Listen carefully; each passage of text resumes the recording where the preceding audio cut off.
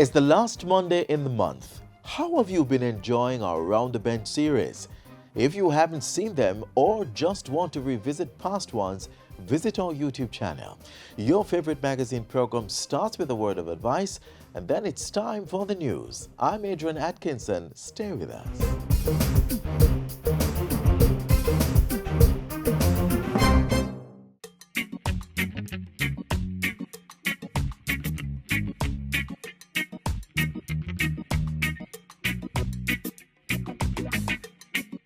Keep we island clean, so clean. From the peaks to the beach, so clean. No dirty up Jamaica, please don't do it. Keep we island clean, so clean. From the peaks to the beach, so clean. No dirty up Jamaica, please don't do it. No dash, no paper, no dash, no plastic. Dispose your garbage responsibly. No know how to recycle, learn it quick. And if you drop it, better pick up every piece of it. Plastics last forever, don't forget the bits. Cause when them touch the street, them end up in the sea. Collect pan the reef where they fish them feed. And when you want seafood, I eat your Keep eat. we island clean, so clean. From the peaks to the beach, so clean. No dirty up Jamaica, please don't do it. No dirty up Jamaica, no dirty up Jamaica, no dirty up Jamaica, no dirty up Jamaica.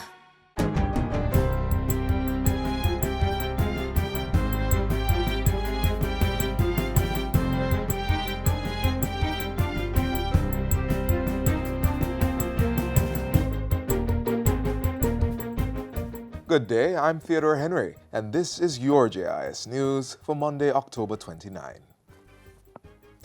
Government is working on a policy to boost housing for public sector employees. Prime Minister Andrew Holness's government will be examining its land bank to see how public sector representative bodies can partner with the National Housing Trust to develop the lands identified. We will work out a program on the housing front that I'm sure will be very enticing and attractive to our policemen and women, our nurses, our teachers, and our public sector workers generally. Prime Minister Holness was speaking at the recent groundbreaking for Phase 1 of the Friendship Oaks housing development in St. Elizabeth. The NHT will be developing 229 housing solutions and 4.8 hectares of land at the site. Entrepreneurs and entities looking to invest in downtown Kingston are being urged to do so early in order to benefit from current investment incentives being provided by government. Minister without portfolio in the Ministry of Finance and the Public Service, Favour Williams, says it is important that investors move quickly as these incentives could end soon. She was speaking to residents and other stakeholders during last Thursday's town hall meeting on the development of Government Oval at National Hero Circle.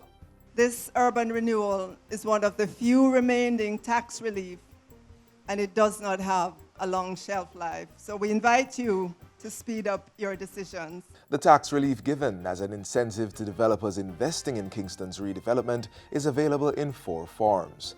There is stamp duty and transfer tax exemption for approved developers acquiring land, plus income tax credits of 33 1/3 of capital expenditure available for approved developers to reduce income tax liability. There is also income tax exemption on interest received by approved lenders and tax relief for entities that receive rental income for properties. 10 institutions have been approved as brain builder centers as government increases support for the early childhood sector. The $520 million Jamaica Brain Builders program was launched in July this year. Education Minister Senator Ruel Reid says since then, 22 memoranda of understanding have been signed with the approved institutions. The centers are being created out of existing early childhood institutions that are certified by the Early Childhood Commission, ECC. Minister Reid made the announcement in a statement to the Senate on Friday. The Jamaica Brain Builders program seeks to ensure that all Jamaican children get the best start in life. Under the initiative, the Early Childhood Commission will be responsible for establishing 126 Brain Builder centers, with 2 in each constituency across the island. Children will attend these centers at no cost to parents. Minister Reid says the approved early childhood institutions will receive support in terms of salary compensation for staff who work with children aged 0 to 3 years. Additional teaching or learning equipment will also be provided. The ministry will also cover the cost of cooks to provide nutritious meals and provide general and special grants to acquire early stimulation resources. The education sector will soon receive more than 10,000 ICT devices to assist students acquire necessary 21st century skills. Education Minister Senator Ruel Reid says the items are being donated by a Jamaican diaspora organization in the United States. He says the donation, which will include computer servers, laptops, and desktop computers, is in line with the ministry's mandate to encourage more computer-aided teaching in the classroom. The target is get every primary school, every high school fully wired, fully empowered in terms of the delivery and capability in terms of ICT and teaching and learning. The Education Minister was speaking at a recent ceremony to officially open a new classroom for grade 1 students at the Mona Heights Primary School in Kingston. The new classroom was built, furnished, and outfitted with a state-of-the-art multimedia projector, flat-screen television, and a reading corner. The school's fundraising activities and stakeholder contribution financed the $3.5 million project. And finally, the Jamaica Information Service, JIS, has extended the deadline for the submission of entries in its 2018 Heritage Competitions from October 31 to November 4 at midnight. The annual essay, poster, and photography competitions target primary, secondary, and tertiary institutions. For the essay competition, students aged 9 to 12 at the primary level are required to write an essay on the theme, "How has Jamaican music contributed to the country's growth and development?" For the poster component, high school students are asked to submit original designs on the topic, "Jamaica's Music, the Stage for Growth and Development." Meanwhile, tertiary students will be required to submit a photo depicting the theme, "Jamaica's Music, the Stage for Growth and Development." Application forms can be found at jis.gov.jm. And that's it for JIS News Today. I'm Theodore Henry. Thanks for watching.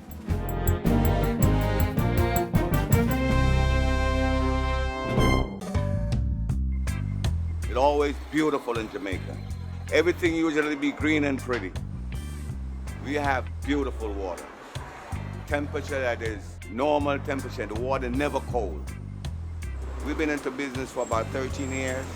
JUSC-COOL. Just cool. It's spelled with 3 0. We make 3 different types of pudding. We make potato, we make cornmeal, and we make toto. This is the cornmeal, okay? That's actually almost the last process. What he's gonna do now, he's gonna put a gel on top. Within no time, he has to take it off because the gel give it a nice taste. We have the people like Shelley and Fraser came here. We have, you could name the biggest artists, Shabba Ranks, name them all. Being the Man, they all come here and buy their pudding. This is what we grew up on. Now, when the people come to Jamaica, everybody, as soon as they land off the plane, this is where they come. They want to taste this pudding because it's bringing them back to the old days. The long time days when they was kids growing up and they used to sit on the fire and watch their mama or their grandmother bake the pudding. We try not to change off our roots, we try to keep it that way. And not only that, we have a lot of love because we're all about love.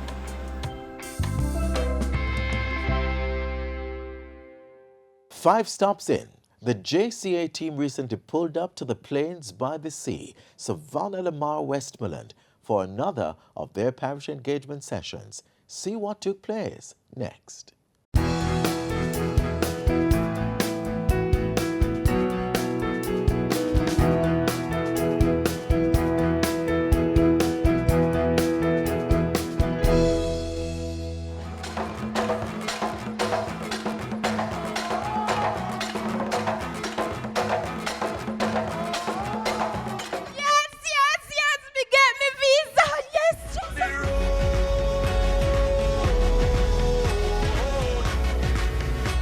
After making our debut visit to the town of Santa Cruz, St. Elizabeth, then landing in the historic town of Spanish Town, St. Catherine, then moving across the eastern parish of Portland into the town of Port Antonio, then to the garden parish of St. Anne in Ocho Rios. The Jamaica Customs Agency team is pleased to make our 5th stop in the serene parish of Westmoreland. Apart from it being the first for the new financial year, although 5th in the overall engagement sessions, it is actually the session where we invited persons with disabilities specifically, and we actually had 2 interpreters today with us. Also, we were able to do live streaming, and this allowed persons across the length and breadth of Jamaica to see and hear what was going on, and in addition, persons in the diaspora to hear what is happening straight from the source. At the Westmoreland engagement, the JCA provided pertinent information about customs clearance procedures and goods that are restricted or prohibited. Prohibited goods are those that should not be imported into the country at any time, while restricted goods can only be imported if a permit is obtained. And we're looking at items such as possibly meats, as I said, the apples that persons may try to bring in when they're coming into the countries, the turkeys during the Christmas season, other dangerous drugs, the cocaine, and the firearm and ammunition. Goods may be inferior. Persons mentioned earlier about counterfeit cigarettes, the rum, right? So we're looking at things like these. We have other counterfeit items as well. I mean, you'd have seen clothes, shoes, the watches, the headphones, and so forth that's been on the market. The JCA continued to engage its partners on its CMC initiative. And for this leg of the journey, the Jamaica Intellectual Property Office, JIPO, came on board and provided information on trademarks and intellectual property rights. I want to make an appeal to you to be careful about what you purchase. Look at the trademarks to make sure that it's a genuine item you're buying, because if you buy counterfeit goods, you are inadvertently feeding organized crime. There is real enforcement behind it. There are real consequences behind it. And we want to make sure that we not only value our intellectual property rights, but we recognize the value of others. As the agency continues to tackle the issue of corruption through public education, residents learned ways in which customers contribute to this practice and the measures the JCA is taking to combat this challenge. So whether is it they're cutting your goods by half or you're providing fraudulent invoices just so that you can get your goods under value, that is a form of non-compliance, which is also a form of corruption and borders on crime. So honest and effective leadership and oversight, proper auditing, clear rules on ethical behavior, transparent procedures, pre-employee and continuous screening, that's our vetting, sensitization sessions and workshops like we're doing here now, risk management, anti-corruption strategies, and our penalty system. The audience also got an opportunity to provide feedback. Is customs aware of the frustration that customers go through at the Montego Bay port? And is anything being done to alleviate that frustration? We understand, but until the port is expanded, and that is an initiative that has to be taken by the Port Authority of Jamaica, not customs. It's a private entity.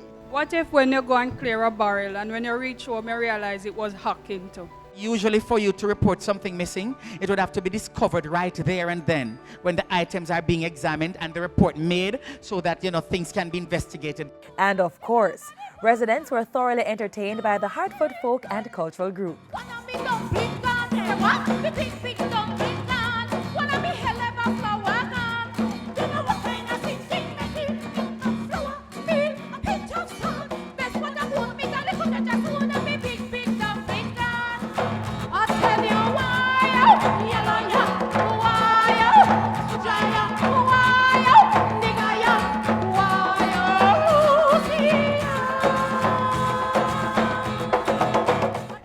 Quite entertaining and informative because the dramatizations, they were hilarious. They're real life. We can relate to that situation, and even the presentations, the information given, it was quite informative.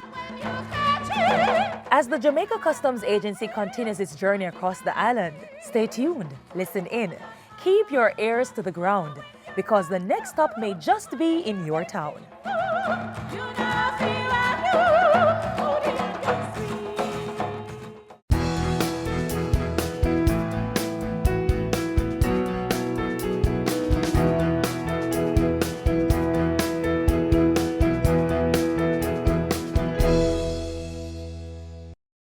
No traffic is allowed through the 3 miles intersection of the corporate area.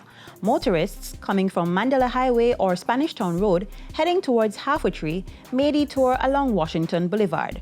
Those heading towards the downtown crossroad area from Spanish Town Road may travel through the communities of Waterhouse or Portmore. The 3 miles intersection and environs are being upgraded to create a seamless connection between the corporate area and St. Catherine. We close out this year's observance of Fire Safety Awareness Month with some prevention advice.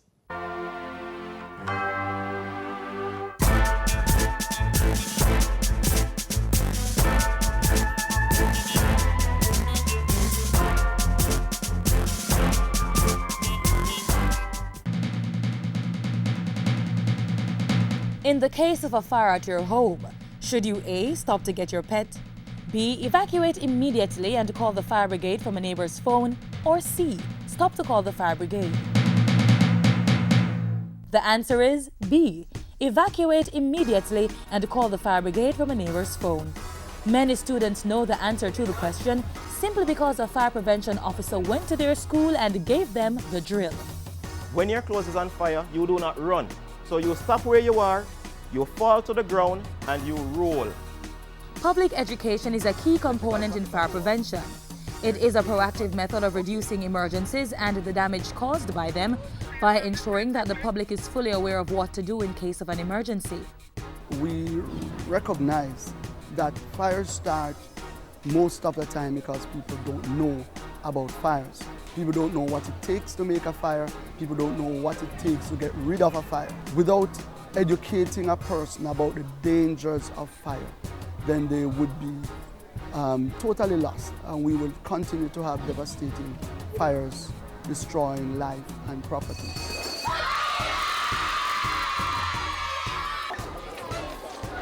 Look around for me. Make sure that everybody in the class is here.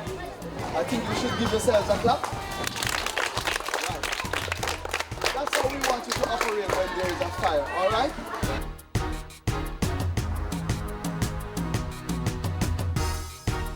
Fire prevention officers go into communities, businesses, schools, churches, wherever they are granted access and educate the public on fire safety practices. And through programs like Safety Monitor and Training, persons are taught to educate others about appropriate fire safety behavior. We go into communities, we train what we call community safety wardens or fire wardens. So they would now look at the mispractices. We go into businesses, organize the staff, and we train persons to train the people in the workplace. They are also trained to a point where they can check for hazards to ensure that all the fire hazards that are visible can be reduced. If it is that you require of us or you ask of us to come into your home and show you what inside there can actually start a fire and how you can prevent that fire, we actually do that. And we promote as well what we call the good neighbor policy. So you ensure that your neighbor is not doing anything that will put your life in jeopardy from a fire, and you do the same as well for your neighbors. What happens? Fire prevention does not stop at public education. There is also engineering and enforcement. You could call it the triple E effect. Engineering and enforcement go hand in hand. It's at this stage that the Fire Prevention Division review building plans, inspect buildings, and assess for compliance. We encourage you to come into us, submit your building plan. We are able to look at it to see how you are going to occupy the building, and then we would be able to recommend the type of devices that you would use to better protect your property and the lives that will occupy that building. Fire prevention officers should be contacted to conduct fire safety inspection as soon as new buildings are erected or existing buildings are being renovated. There is no cost attached. So you would write us a letter You can send it in to us by email. When we get that letter, we set a date with you. We come into your building and we look at everywhere. All of the occupied space, whether doors are locked off, technical room, we start from the roof all the way down to basement level if there's a basement, and we note everything in terms of what you have in the building, what you need to do, and then we would go back, make recommendations. So once you implement those recommendations, then you know that you are on the right track to have a safe building, a fire-safe building to occupy. Once the inspection is complete and your building meets the required standard, you will receive a building occupancy certificate, also known as a fire certificate. The Fire Prevention Division also sees to the retrofitting of fire hydrants. In 2007, we did a survey. That survey was a bit dismal, to be honest. It showed that we had just about 30% of all fire hydrants across the island working.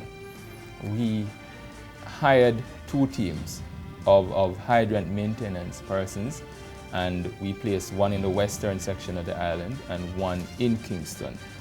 In 2012, 5 years after, we did another survey, and that survey is showing us that we now have over 70% of the fire hydrants working. So that is really saying to us that the team that we have employed is actually going out there and doing the job that is required of them. The fire brigade is on the job to ensure that you are safe in the event of a fire, but they can't go it alone. Your help is needed. Don't cook and leave it unattended. Don't overload circuits.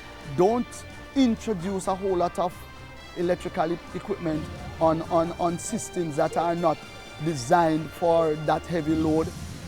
Don't allow children that are not of the age of 12 and untaught to be fooling around with fire in general, and pretty much ensure that you have a plan in your home, in the building that you occupy. Ensure that the right equipment is there. Our message to the public is prevent, prevent, prevent. Once a fire starts, you need to call us. It is better for us to get on the scene and realize that you have already dealt with it than for us to get on the scene late. Because nobody likes a situation like that when we get there late and there's nothing much that we can actually do. For more information on the Jamaica Fire Brigade, visit their website, www.jfb.gov.jm, or call 922-2523 or 922-0007.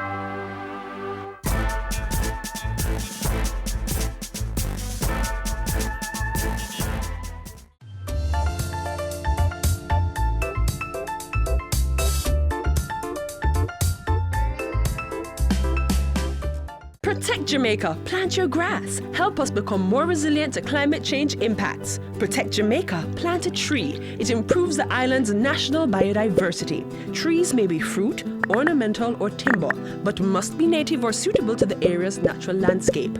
Join the Jamaica Million Tree Campaign and help to plant 1 million trees by June 30, 2019. This is a call to action by the National Environment and Planning Agency. As we look forward to Eat Jamaican and Youth Month in November, let's bask in the creativity and inventive nature of our young.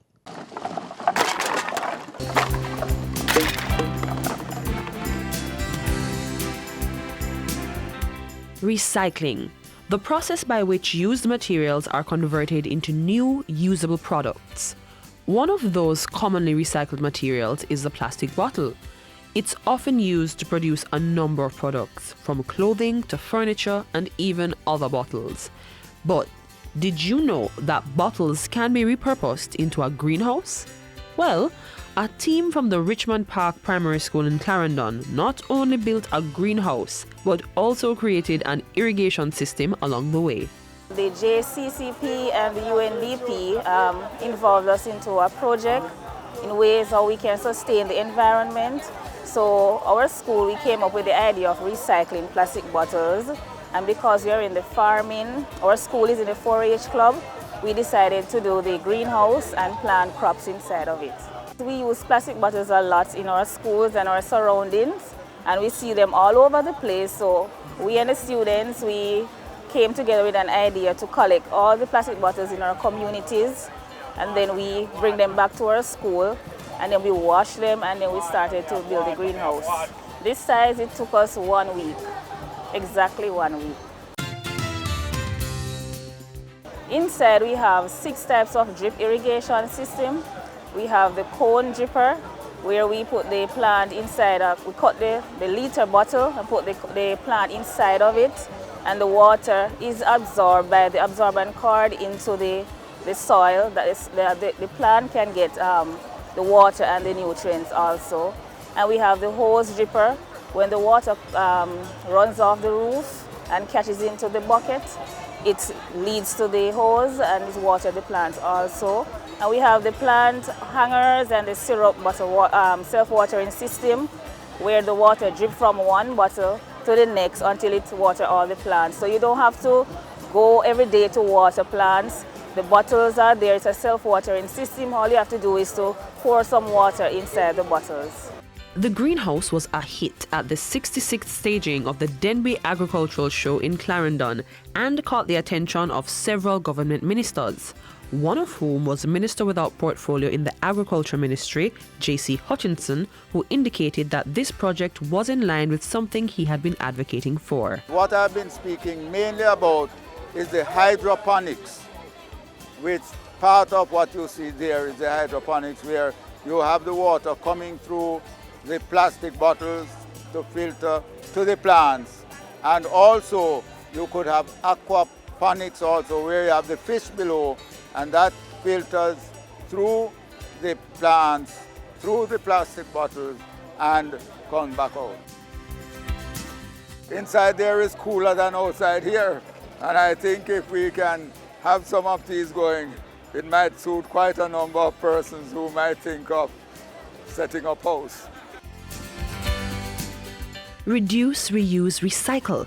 The use of plastic bottles in the agricultural sector is definitely becoming a thing. So give it a try. Start a backyard garden and help to rid the country of these pollutants.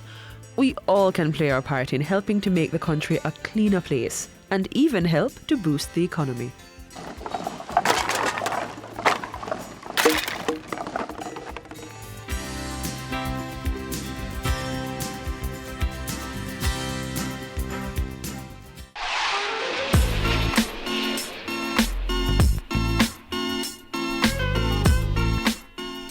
And that's our show. Be sure to catch up on this and past programs by visiting our website jis.gov.jm and our YouTube channel.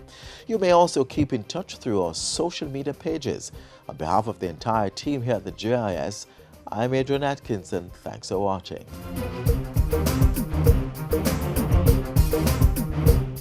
This has been a production of the Jamaica Information Service, the voice of Jamaica.